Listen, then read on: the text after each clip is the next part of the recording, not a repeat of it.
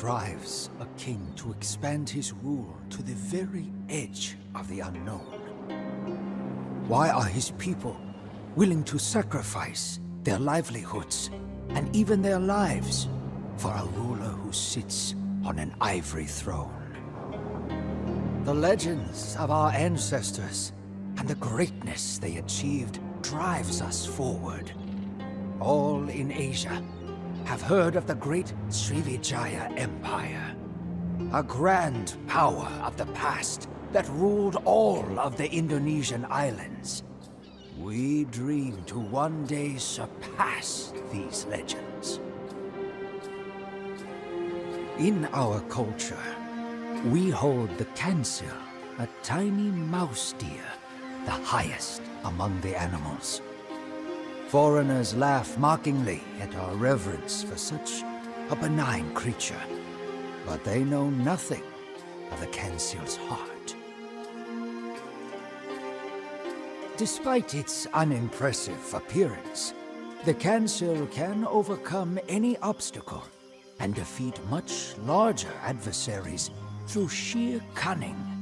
Its bravery is like that of no other animal.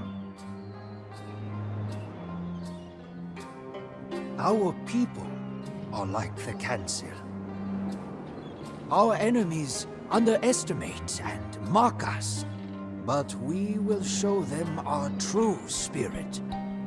For that reason, the story of our empire's founder, Arya Wiraraja, is revered among our people. When faced with a Mongol invasion, he built an empire from a tiny village. I heard the story of Arya Wiraraja many times when I was a child. Through the cunning of the kansil, he defeated both his Javanese overlords and the mighty Mongols. Now, Arya did not do this alone. I have always believed that the gods favored him and his descendants. That is why I, Gajah Mada, commander of the elite guard of the Majapahit kings, have sworn to serve the royal family until my last breath.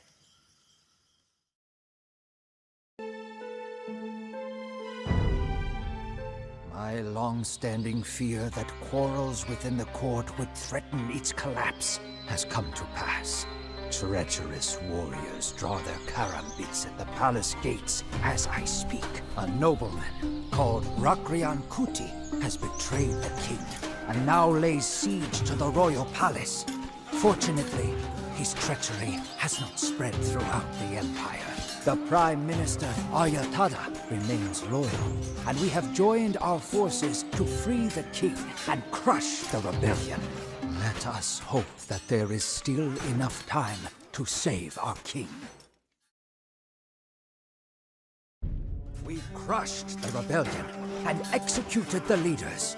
To celebrate our victory, the king threw a great festival, and the poets sang of his courage and ferocity in the face of danger.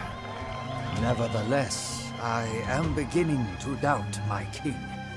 He believes that he is untouchable and acts immorally, desiring the wives and daughters of his subordinates.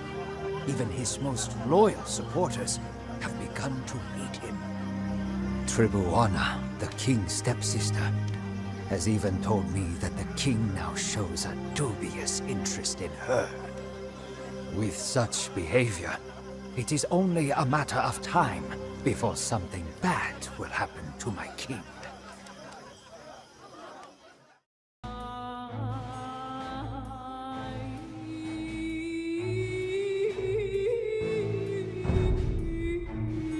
As I feared, our king died this afternoon from an unknown illness. In his stead, Tribuana became Queen Regent. Her first act as queen was to retire the Prime Minister and give his position to me. Without hesitation, I swore an oath in front of everyone.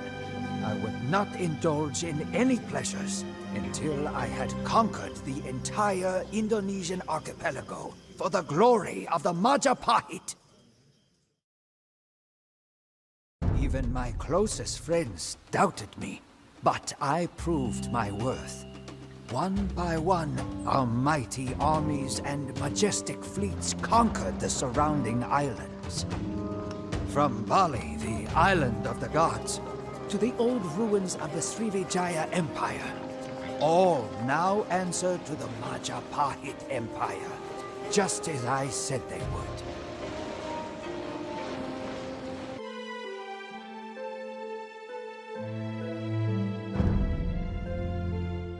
Time is a cruel mistress as I grow older and older. The queen abdicated so that her son, Hayam Wuruk, could take the throne. This does not affect my ambitions. My work is not complete as long as my oath is not fulfilled. Majapahit's navy will go east, towards the small but rich tropical islands of the archipelago. They are as many as the stars in the sky, but they too will recognize my authority, and that of Majapahit's rightful king, of course. Never before has an empire controlled so much of Indonesia. The Majapahit Empire is truly blessed, and its reputation spreads. Emissaries from China and India come to our capital, bearing gifts in recognition of our power. All that remains is to take the last remaining kingdom on the island of Java. The Sunda kingdom is a thorn in my side, and should not be allowed to exist any longer. My king maintains good relations with Sunda, but I am determined to be rid of them. My oath must be fulfilled.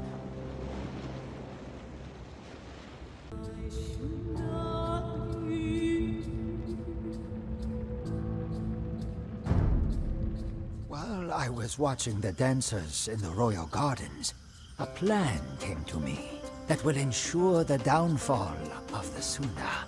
An arranged marriage between my king and one of their princesses will cause the Sunda to lower their guard.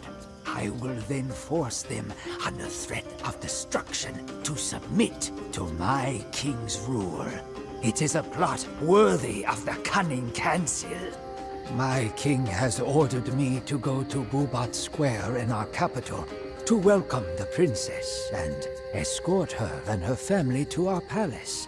For my plan to succeed, not even the king can know of the plot. The Sunda will protest, but with their whole royal family in our city, surrounded by my soldiers, they will have no choice but to submit.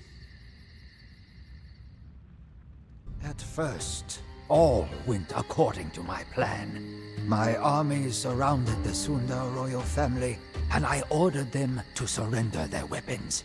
I was convinced that they would comply. To my surprise, instead of surrendering, the Sunda drew their weapons and attacked my army, even though they were vastly outnumbered. I tried in vain to stop the fighting, but the Sunda were destroyed, and my plot crumbled to dust. My own king and his family, the family that I have spent my entire life serving, were disgusted by my actions. When the king summoned me, I could see the disappointment and loathing in his eyes. In tears, he told me that his bride-to-be had committed suicide, and that I had ruined the reputation of our empire. Many in the Majapahit Empire wanted me dead, but because of my long years of service, the king spared my life. Instead, I was to resign and to withdraw to a small mansion in the countryside. Death would have been a less harsh punishment than having to live with this shame.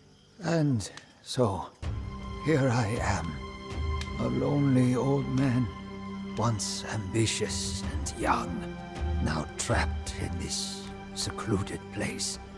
I realized that I was not clever like the council, but rather greedy and blind, like the animals that it misleads. The assassination of the first king, the removal of the prime minister, all of the schemes that I planned and conspired. I let nothing come in the way of my ambitions. And now I pay the price.